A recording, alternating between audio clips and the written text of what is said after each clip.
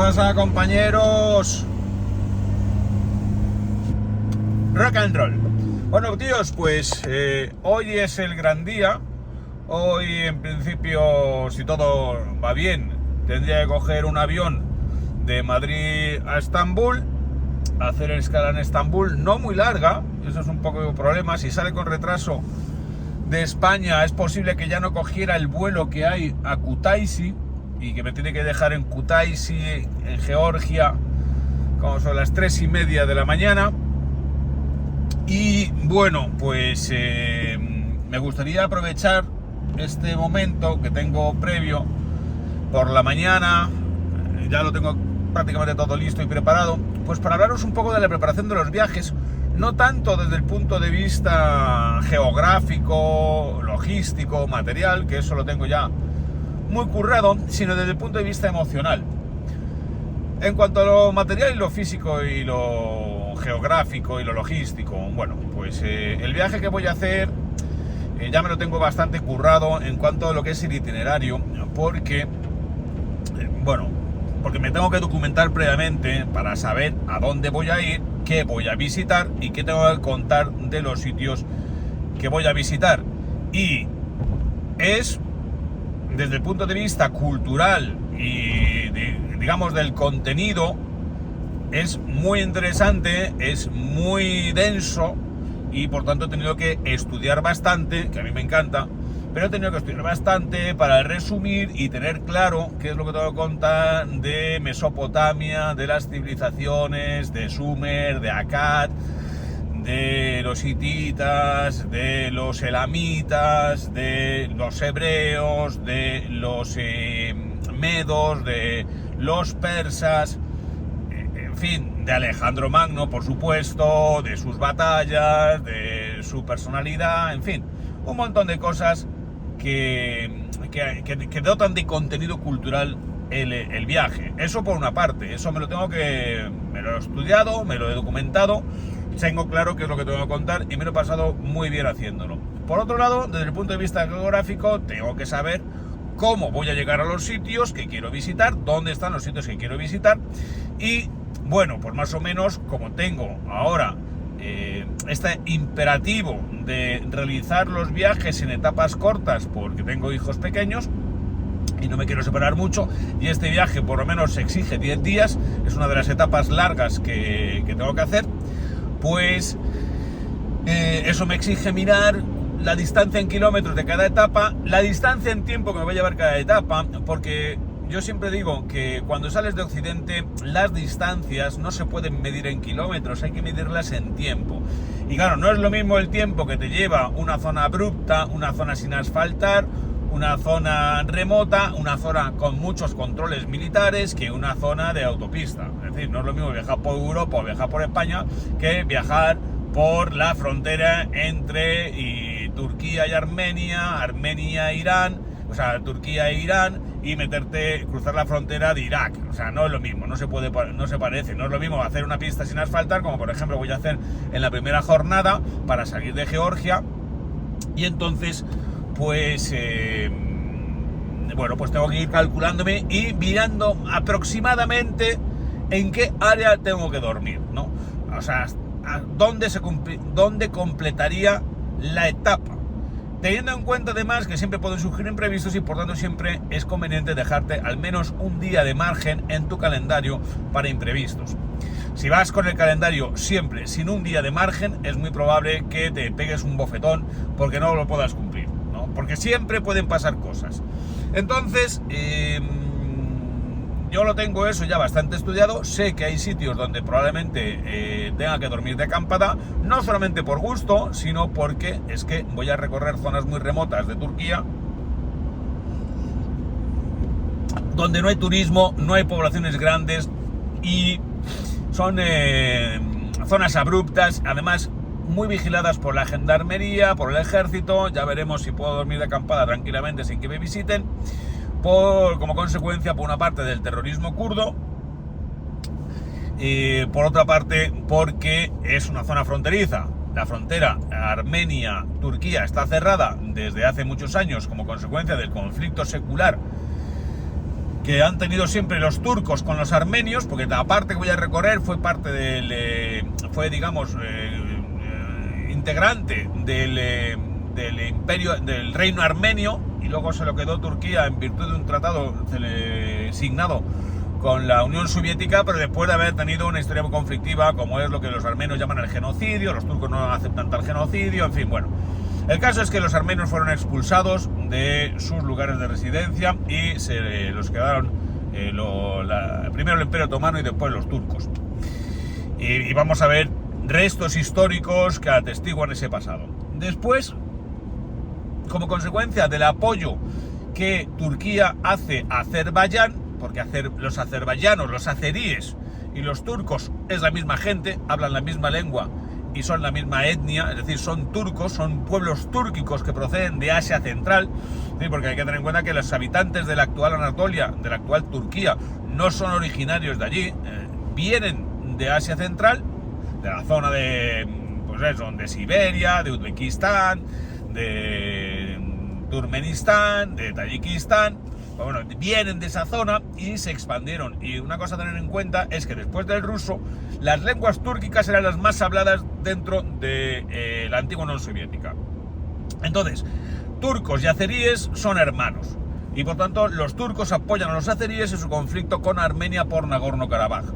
Eso justifica que tengan la frontera entre Turquía y Armenia cerrada, como ya expliqué, tanto en el libro Operación Ararat como en la serie. Mejor el libro que la serie, aunque bueno, recomiendo ver las dos. O sea, leer el libro junto con ver con la visualización de la serie. ¿Por qué? La serie la tenéis tanto en nomadatv.es, también la tenéis en RTV Play, gratis. En RTV Play están las 12 o 13 temporadas de Diario de un Nómada que podéis ver gratis. Entonces, ¿qué ocurre? Que el libro lo que permite es conocer la intrahistoria del rodaje de la serie. Es decir, tú ves la serie, ves las imágenes, pero de repente en el libro te cuenta cómo están grabadas esas imágenes, quién me acompañaba, cómo eran las circunstancias que nos rodeaban alrededor, ¿no?, de todo de ese documental.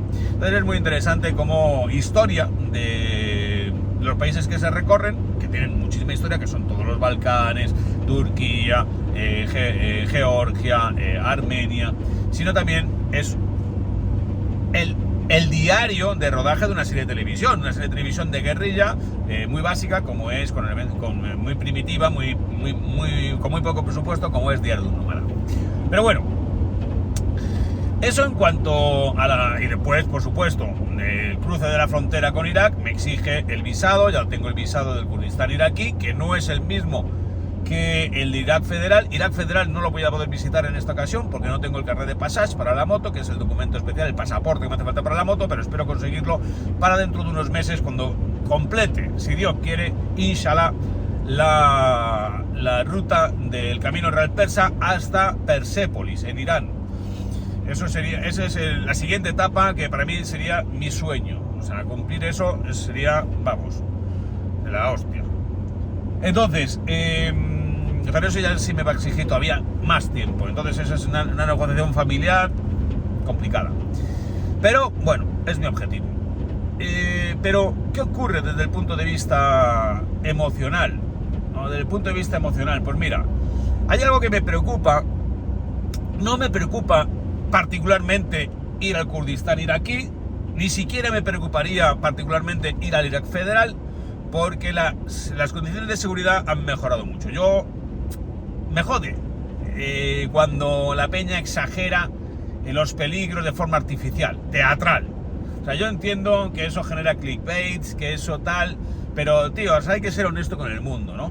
O sea, hay que ser honesto con tus viajes. No puedes primar, o no deberías primar, digamos, los aspectos arriesgados de viajar por el mundo para ir de héroe, porque yo he pasado miedo en alguna ocasión y lo he contado, por ejemplo, en Mauritania, está contado en el libro Un Millón de Piedras, es el momento cuando me quedé tirado sin gasolina en una zona de los secuestros, pero luego he pasado por Mauritania, en la misma zona, y he pasado con otra confianza distinta, porque sé que ahora mismo es una zona segura. Cuando yo estuve en el Kurdistán iraquí, recomiendo ver mi primer viaje al Kurdistán iraquí. Está en la plataforma nomadatv.es, pero también en YouTube te lo puedes encontrar. Eso fue en el año 2010. Yo hice mi primer viaje allí y entonces no tenía ni puta idea, primero, no me conocía a nadie porque yo no tenía apenas tenía redes sociales. No sé si me había abierto un pequeño perfil de Facebook con poca gente cuando había publicado el libro Un millón de piedras. Esto debió ser en el año 2009. En el año 2010 yo di la vuelta completa al Mediterráneo y uno de los países que recorrí fue Irak. Entré en Irán, estuve en Irak, estuve en la Libia de Gaddafi, Siria, Jordania, Líbano, en fin, estuve en todos esos países, ¿no? Hice la vuelta completa al Mediterráneo y entré por Turquía, completando la vuelta al Mediterráneo y salí, incluí países que no estaban en el Mediterráneo, como por ejemplo Irak, Irán. Entonces no sabía lo que yo sé ahora de Mesopotamia, de las civilizaciones antiguas. Yo en ese momento lo único que quería era probarme como viajero, ¿no? Entonces yo hice ese viaje. Coincidió con las primaveras árabes, iban saltando revoluciones allá por donde yo iba. Estuve en Egipto, estuve en Libia, y entonces ya regresé por Túnez. No entré en Argelia, entré por Túnez. Desde Túnez me fui a Marsella. Me quedó Argelia pendiente, que lo he podido hacer hace relativamente poco, que tenéis el documental en nomadatv.es, en Objetivo Numidia. Argelia, impresionante los yacimientos arqueológicos, bueno, una cosa espectacular, ¿no? O sea, realmente es flipante ver ciudades romanas perfectamente intactas, que quedaron abandonadas y que cubiertas por el Sáhara han quedado protegidas, no se han desmantelado y por tanto ahora mismo, aparte que no hay turistas, pues, tío, es que ves la planta perfectamente ahí, ¿no? El Cardus y el Decumanus, que es digamos con morfología urbana típica de las ciudades romanas, que proceden siempre de campamentos militares. A ver, al menos ese es el diseño que tenían ellos, el Cardus y el Decumanus, dos calles principales. Ella a partir de ahí es un diseño en damero, muy bien organizado. Bueno, entonces, ¿qué ocurre con la preparación emocional? Pues mira, a pesar de que es un sitio seguro, o sea, relativamente seguro, no deja de ser estar en una zona conflictiva, pero los kurdos mantienen las medidas de seguridad. Llevan años ahí los peshmergas, han combatido al Estado Islámico, han combatido a las tropas de Saddam, el Kurdistán iraquí es una región autónoma, es decir, es prácticamente un estado independiente de facto, que tiene su propia frontera, su propio ejército, tiene sus propios visados, su propia normativa aduanera y por lo tanto forma parte de Irak, pero es prácticamente un país independiente y su propio ejército y su propia policía mantiene aquello bajo control. Siempre existe la posibilidad de que pase algo, eso siempre existe. Entonces a mí lo que me preocupa un poco es la falta de preocupación que tengo. Es como yo anoche dormí perfectamente, ni siquiera con el mariposas en el estómago porque me iba de viaje. Quizás porque estoy preocupado con otras cosas cotidianas del día a día, ¿no? Entonces no tengo tiempo de ponerme a pensar en y siempre he tenido mucho miedo, o al menos preocupación, siempre que preparaba un viaje, estaba en capilla, siempre tenía preocupación por lo que podía salir mal, tal. Sin embargo, ahora no tengo nada, no siento eso, y eso me preocupa, porque espero que estas palabras no sean premonitorias. No sé, tíos, o sea, la primera vez que fui a Irak, ahí sí tenía miedo, porque es que no sabía nada, y solo sabía lo que salía en la televisión, y solo sabía lo que nos ofrecían era guerra, eran atentados, eran tal, ¿no? Y yo, a pesar de todo, me metí. No sé por qué, no sé cómo. En ese momento no tenía hijos, no sé. Y tampoco estaba haciendo un programa de televisión. Lo hice porque sí. Lo hice porque me pareció interesante. Y ni siquiera filmaba vídeos bien. O sea, el vídeo que tengo filmado en nomadatv.es es un vídeo dentro de lo que el programa que llamas viajes prehistóricos. Filmé 4 cosas, pero no te crees que filmé mucho. No era muy consciente de la importancia del vídeo. Estaba prácticamente virgen, ¿no? Había hecho África, había hecho ya Asia Central. O sea, ya era viajero, ya tenía la moto, la gorda, la tenía ahí súper preparada con maletas y tal, ¿no? Pero no, todavía no era un experto en el relato del viaje, ¿no? Entonces, eso también es interesante de ese primer viaje por Irak. Pero os voy a contar algo que a mí me pasó en ese viaje y que para mí también marcó mi vida de viajero, ¿no? ya os he contado que he tenido varios puntos de inflexión en los sucesivos viajes que he ido teniendo, ¿no? Yo, por ejemplo, cuando hago mi primer viaje por África, he tenido, la verdad, voy a hacer un resumen. El primer viaje que yo hago, primer viaje largo, o sea, yo me voy, cuando yo pido la excedencia en el 15 de abril de 2008, el primer viaje que yo hago me voy a Italia. Simplemente a la Toscana, o sea, ya me parecía la hostia, una aventura del copón, ¿no? Yo pensaba, la mafia, ¿qué me puede pasar si viajo solo? Bueno, lo primero que me pasó en ese viaje fue que disfruté enormemente de estar solo, disfruté enormemente de viajar solo, disfruté enormemente de pararme con la moto en cualquier café, o trattoria, pizzería, de tomarme una pizza o de tomarme un café yo solo y mirar simplemente a la gente. Eso me encantó, ese, digamos, es el primer punto de inflexión. Después también me encantó de ese viaje la libertad que me daba la moto, porque yo recuerdo que en todas las ciudades históricas italianas ponía que solamente podían entrar los vecinos. Y yo con la moto me metía porque me salía de la polla. Me recorría los cascos históricos de la moto, de las ciudades medievales, en moto, y nadie me decía nada. Entonces dije, joder, tío, cómo mola esta libertad, ¿no? Aquí las reglas que se aplican a los demás no se me aplican a mí. Es decir, las reglas que se aplican a los coches de los turistas a mí no se me aplican porque voy en moto. Me cruzaba con los carabinieri, me cruzaba con la policía municipal y nadie me decía nada. La moto puede ir en Italia por donde quiera. Y no les preocupa si seas vecino o no seas vecino.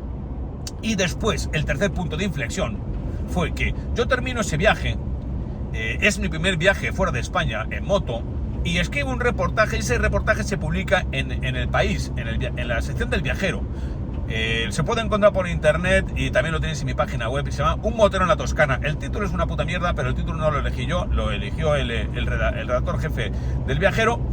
Pero claro, yo en ese momento tuve un punto de inflexión, es decir, hostia, yo había publicado novelas, había publicado cuentos y me costaba una barbaridad que los periódicos me hicieran caso, que los medios me hicieran caso para dar a conocer mi obra. Y sin embargo, la primera vez que me voy de viaje en moto, consigo que me publiquen en un gran medio mi viaje. Y dije, hostia, esto de la literatura de viajes, aquí hay un nicho. El segundo punto de inflexión que se produce en mi vida de viajero es cuando yo, después de irme a Italia, no tenía todavía ni 40 años, me voy a Irlanda. Entonces yo cruzo Francia y cruzo Irlanda y tal. Y entonces yo ya había empezado a colaborar con una revista que ya no existe, que era Moto Clásica. Y les mandaba los reportajillos que yo hacía. Pero yo cuando estoy en Irlanda descubro la historia del capitán Francisco de Cuéllar, náufrago de la Armada Invencible que pasa 7 meses huyendo a salto de mata de los ingleses que lo quieren matar. Entonces, ¿cómo descubro esa historia? Está contada y toda la epopeya del capitán Francisco de Cuéllar está contado en un libro que se llama La fuga del náufrago, que ahora se reedita dentro de Europa Nómada. Es un libro cojonudo.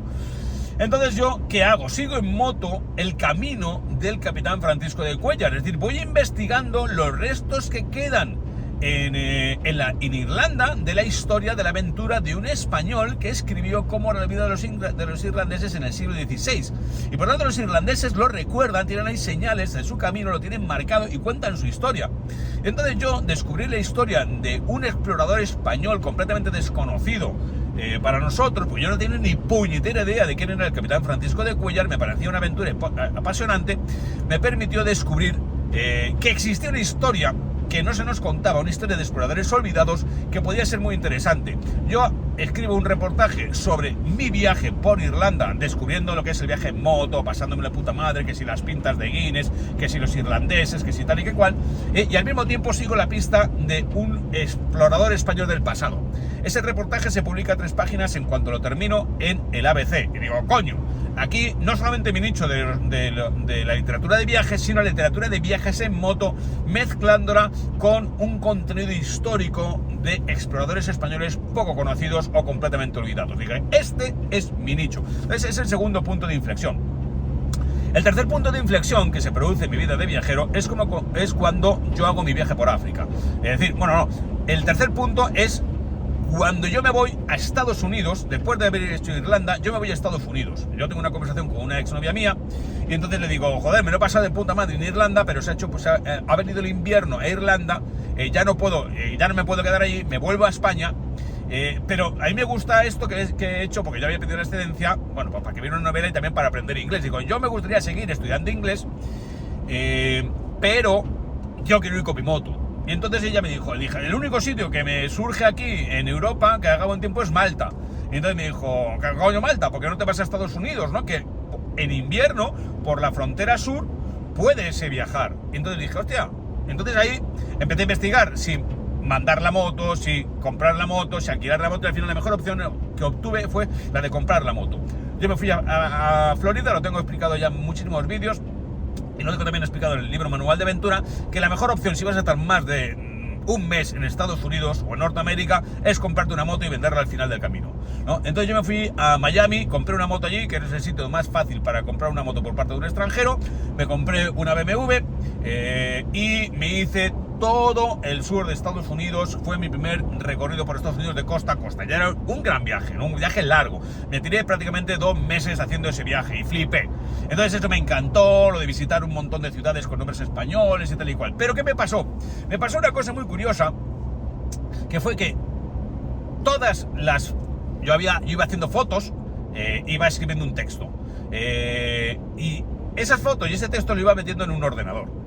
No hacía copias, no hacía discos duros, no me mandaba las copias al correo electrónico y demás. Entonces, lo que me pasó fue que ese ordenador, cuando estoy en el Gran Cañón, yo estoy en un hotel del Parque Nacional del Gran Cañón, estoy flipando, ya prácticamente tengo la mitad del viaje. Entonces, en ese hotel, yo me voy al bar y me tomo unas cervezas y al final me quedo ahí pegando la hebra con un tío. Y cuando me quiero dar cuenta me han robado el ordenador, cosa que no es muy habitual en Estados Unidos. En Estados Unidos no es como aquí, que te roban a la que te descuidas. Y entonces, yo como estaba, joder, se enteró todo el bar, y yo me quejaba, una cosa muy española, diciendo, joder, la culpa es mía por haberme despistado. Entonces a mí los parroquianos del bar me decían, ¿cómo que la culpa es tuya? La culpa es del que te ha robado. Entonces yo comprendí el cambio de mentalidad. Claro, para un español, si se descuida, no ata bien la moto, no cierra bien el coche, no se descuida el ordenador, la culpa es suya por ser gilipollas, porque cualquiera se lo va a llevar. Para un estadounidense, la culpa no es del que se descuida, la culpa es del que lo ha robado. Bueno, el caso es que aparecen allí los rangers del parque, ¿eh? O sea, los rangers, que es como en el dibujo del oso yogi. El dibujo del oso yogi es... ahí aparece un ranger de un parque. Bien, los rangers del parque, de un parque nacional, tienen la categoría de agentes federales. O sea, un parque, un ranger de estos que nos tomamos a coña por el oso yogi, un ranger de un parque nacional tiene la misma autoridad que un agente del FBI. Porque los parques nacionales en Estados Unidos son territorio federal, no son de los estados. Y esto tiene muchas consecuencias. Si tú, por ejemplo, se te ocurre la sana idea de fumarte un petardo de marihuana en un parque nacional que se encuentra dentro de California o dentro de Colorado, que son estados que permiten el uso de marihuana, bien para fines medicinales, bien para fines recreativos, como por ejemplo en Colorado, si a ti te pilla un ranger fumando marihuana dentro de un parque nacional, estás sometido a la ley federal. Es un crimen federal. O sea, ojo, ¿vale? Entonces, a mí, yo estoy allí y me aparecen 2 tíos vestidos de verde, bueno, tío y tía, y me preguntan por el robo del portátil y empiezan a preguntar a todo el mundo. Empiezan a interrogarles y la gente del bar, que estaban allí tomando birras, en vez de decir, a mí déjame en paz, yo no sé nada, empiezan a colaborar, empiezan a testificar y empiezan a declarar quién creen ellos que ha podido ser. Bueno, una de las cosas que a mí me pasa en ese momento, que yo estaba pedo, es, yo le digo al tío, al del bar, le digo, oye, a ver, en este pueblo, ¿quién pasa crack? Le digo, porque mi ordenador está donde está el tío del crack. Y claro, la gente flipaba con semejante pretensión. Digo, yo lo que quiero es recuperar mi ordenador porque todas mis fotografías y todos mis textos están ahí. Entonces yo me fui a dormir borracho y con una depresión, o sea, porque me cago en la leche puta, he perdido el ordenador con todas mis fotos, tal. Unas fotos de mierda, pero entonces para mí tenía muchísimo valor, ¿no? O sea, y un texto, tal, ¿no? Entonces, ¿qué ocurrió? Yo me voy a dormir con un bajón de la leche. Me voy a mi lodge en el Gran Cañón. Por cierto, allí en el Gran Cañón es cuando, leyendo los folletos del Gran Cañón que dejaban en el hotel, es cuando descubro que el Gran Cañón lo descubrieron los expedicionarios españoles de la expedición de Francisco Vázquez de Coronado en el siglo XVI, que iba en busca de las ciudades de oro de Cíbola y Quivira. Pues el sargento García de Cárdenas es el primer europeo que ve el Gran Cañón. Eso me tengo que enterar también allí en Estados Unidos, porque en España nadie me lo había contado. Por supuesto, eso después, cuando hice la serie de Estados Unidos y México, lo conté en el episodio del Gran Cañón, muy bueno. Pero bueno, en ese momento yo no hacía ni serie, ni se imaginaba que lo iba a hacer. Entonces yo me voy a dormir. Y cuando estoy durmiendo, o sea, cuando me despierto, con cierta resaca, y un bajón que te cagas pensando en que todo mi gran viaje, que para mí era mi primer gran viaje largo, es decir, era la primera vez que me cruzaba un territorio que es como un continente, que es Estados Unidos de costa a costa, más de 8.000 kilómetros. Entonces yo diciendo, joder, tío, yo ya sabía que me quería dedicar a esto. Entonces digo, todo mi material lo he perdido. Y entonces yo digo, bueno, pues nada, tío, hago lo que todos los días, me pongo las zapatillas y me voy a correr. Y entonces yo me voy a correr alrededor, por la orilla, por el borde del Gran Cañón. Y tíos, empiezo a correr y, como he contado muchas veces, en cuanto empieza un poco el oxígeno y el azúcar en sangre, empieza a estimular tu cerebro, de repente me empiezo a sentir vivo, se me empieza a ir la resaca y yo miro aquel puto cráter, tío, que es inconmensurable, es una maravilla, y encima con las luces de la mañana, aquello rojizo, ocre, dorado, brillante, el río al fondo que prácticamente no se ve, Dios mío, aquello, o sea, tiene unas dimensiones. La parte central, donde está el Parque Nacional, porque el Colorado es un río súper largo, es decir, el cañón del Colorado es larguísimo, y tú sales del Parque Nacional y el cañón del Colorado sigue siendo impresionante. Lo que pasa es que la parte central, la parte mollar, es, Dios mío, es una auténtica maravilla. Entonces yo estaba allí corriendo y fui consciente, digo, qué pedazo de momento estoy viviendo. O sea, qué pedazo de momento estoy viviendo. Digo, a mí nadie me va a amargar mi viaje, mi aventura, por haberme robado el portátil. Si he perdido las fotos, ya haré mejores fotos en el viaje que me queda. Y si he perdido los textos, ya escribiré mejores textos. Yo me voy con esa convicción de nuevo al bungalow donde estaba donde estaba durmiendo, lleno de una energía nueva, porque yo me di cuenta, digo, me cago en la leche, tío, estás aquí sobre la tierra, estás aquí contemplando esta maravilla, estás haciendo el viaje que has soñado, que le den por culo a las fotos, que le den por culo a los textos, que le den por culo al ordenador, ya te comprarás otro ordenador y escribirás mejores cosas. Y entonces yo me volví, pero tíos, pleno de endorfinas, súper energizado. Y cuando me ducho, y cuando me llaman por teléfono, tío, cuando ya estoy vestido me llaman por teléfono, me llaman de recepción. Y me dicen que vaya a la recepción. Y cuando voy a la recepción, ahí tenían mi portátil. O sea, os lo juro que esto pasó, ¿eh? Ahí tenían mi portátil. La persona que lo había robado lo había escondido detrás de unos arbustos. Y como había visto que había un despliegue de Rangers y tal, pues no había vuelto a por el ordenador. No quiso arriesgarse.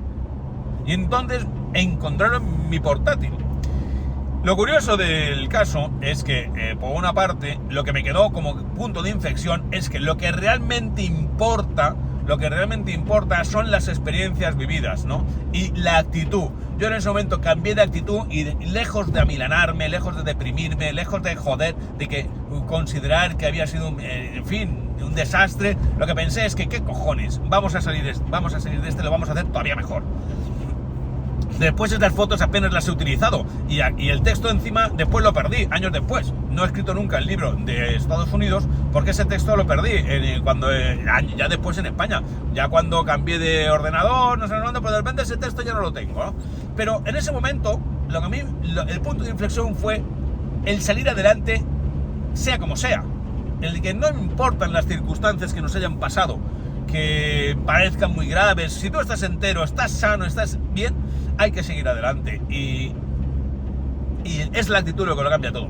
Después, el siguiente punto de inflexión, ya os lo he contado aquí, es cuando me voy a África para escribir el libro de 1.000.000 de piedras. Entonces, la primera vez que yo me voy a África, flipo allí, pienso que me van a matar todos, no sé cuántos, y de pronto la gente no me mata, la gente es amable y tal, ¿no? Y entonces, ahí lo que tengo es un accidente. Entonces el libro de 1.000.000 de piedras comienza con mi accidente Y entonces me fracturo un tobillo, no me rompo la articulación, afortunadamente simplemente me fracturo el tobillo, pero es una fractura limpia, y me hago graves erosiones en la cadera y en el hombro y en el brazo, una raja y buena en el brazo. Entonces a mí el seguro me ofrecía repatriarme a España y yo dije, ¿qué cojones? Yo no me vuelvo a España, yo sigo. Y entonces yo me curé mis heridas. Al cabo de unos días me fui a un hospital a que me quitaran, un hospital africano, hay que flipar con ellos, ¿no? Me fui a que me quitaran los puntos y aguanté mi viaje con el dolor y tal, y completé mi viaje. Y claro, después de ese punto de inflexión de decir, hostia, tío, eres capaz de superar un accidente, no me abrí la cabeza, es decir, y podía caminar. Está el vídeo también en nomadatv.es, está el libro y el vídeo. O sea, en el vídeo se ve cómo visito los hospitales, en el vídeo se ve cómo me quitan los puntos, por ejemplo, y se ven todas mis erosiones. Entonces, ese fue otro punto de inflexión, de decir, hostia, tío, si eres capaz de superar un accidente en África, no amilanarte, de rechazar el que te repatrien a tu casa y seguir adelante, puedes con todo. Y el siguiente punto de inflexión es cuando se produce el viaje por ese central, que ya también os he contado aquí, que es cuando yo me voy sin visados, porque no tengo ni puta idea, soy un aventurero muy malo, muy inexperto, y entonces yo tenía el visado de Rusia, y cuando entro en Ucrania empiezo a fliparlo, porque no entiendo nada, la gente me parece hostil, todo es fábricas en ruinas, un país súper pobre. Me meto en Rusia, la policía es súper corrupta, yo lo empiezo a pasar mal, ¿no? O sea, mi primera vez en Rusia no fue nada divertida, lo empiezo a pasar mal, me empiezo a agobiar, tal, pero bueno, salgo de Rusia y me meto en Kazajstán. Y resulta que cuando quiero cruzar la frontera de Kazajstán, pues hostia, que no tenía visado y los tíos me tienen en la frontera de Kazajstán. Me tienen como 3 horas, yo pensando que al final me iban a dar visado, y no, me hicieron firmar un montón de papeles, una declaración en ruso que yo no entendía, y me ponen de patitas en la calle. Me devuelven para Rusia. En Rusia tampoco me querían dejar entrar porque mi visado había expirado cuando había salido del país. Error suyo, porque tenían que ver controlados si tenía visado para entrar en Kazajistán. Entonces el caso es que al final, después de mucho estar allí, el comandante del puesto me deja volverme a la ciudad de Astraján. Y en la ciudad de Astraján yo tengo que tramitar el visado de tránsito ruso para poder salir del país, porque estaba como extranjero ilegal en Rusia. Pero al mismo tiempo que yo consigo el visado de tránsito ruso, también tramito el visado de Kazajistán. Y entonces en un momento dado me veo que tengo el visado de tránsito ruso para poder salir del país hacia Europa, que hubiera sido lo lógico porque no me lo estaba pasando nada bien, todavía habían sido problemas, y tenía el visado de Kazajistán para poder seguir hacia el este a lo desconocido. Poco después yo no sabía cómo iba a salir de Kazajistán.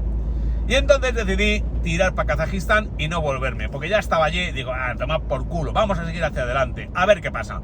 Y cuando entré en Kazajistán, la película cambió por completo, porque entonces ahí descubrí el alma de Asia Central, de los kazajos, de los uzbecos, y me encantó. Y por eso he ido tantas veces a Asia Central, y por eso he hecho la serie de la Ruta de la Seda, y por eso siempre hablo bien de esa parte del mundo.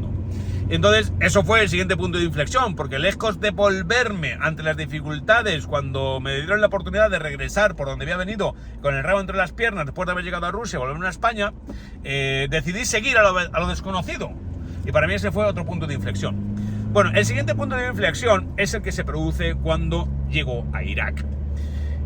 Lo que pasa es que como ya me ha salido el vídeo muy largo, no os voy a poder contar qué es lo que me pasó en Irak. Os lo contaré en otro vídeo, probablemente lo contaré para nomadatv.es porque el siguiente vídeo ya va a ser en el viaje, y eso ya va a ser para los suscriptores de nomadatv.es. Oye, yo no lo sé, tío. A mí, como ya os he dicho muchas veces en estos vídeos, lo que piensen los que simplemente miran gratis, me importa 3 pares de cojones. A mí lo único que me importa es lo que piensan los miembros de mi comunidad, que son aquellos que me apoyan realmente, los que permiten que yo haga este viaje. Mirones siempre hay, y más saliendo en la tele. 400.000 personas cada día que sale el programa de la 2 en la tele. A mí, yo no tengo en cuenta las opiniones de esas personas, ni para bien ni para mal. Yo solamente, me encanta tu programa, cuando me escriben por mí, me encanta tu programa, sí, muchas gracias, pero es que ni contesto. No contesto no porque sea un borde, sino porque es que todo el mundo escribe, muchísima gente escribe a cualquiera que sale en la tele, a mí o a cualquiera. A mí, yo contesto a quien me pide un libro o a quien se suscribe. Entonces sí, formas parte de mi comunidad. Entonces sí, te tengo en cuenta. Entonces has pasado, digamos, del contemplar pasivamente en una pantalla al decir, voy a hacer algo. No voy a hacer algo, hago algo. Ya sabéis que yo, los voyaceristas, Para mí son una categoría que no me interesa lo más mínimo. Así que nada, muchachos, ya os contaré la anécdota de Irak, porque desde luego es interesante y fue una de las más importantes para, digamos, cambiar mi visión sobre cómo tenía que ser el enfrentarse a lo desconocido. Especialmente a esos que consideramos desde la televisión malos y peligrosos. Rock and roll.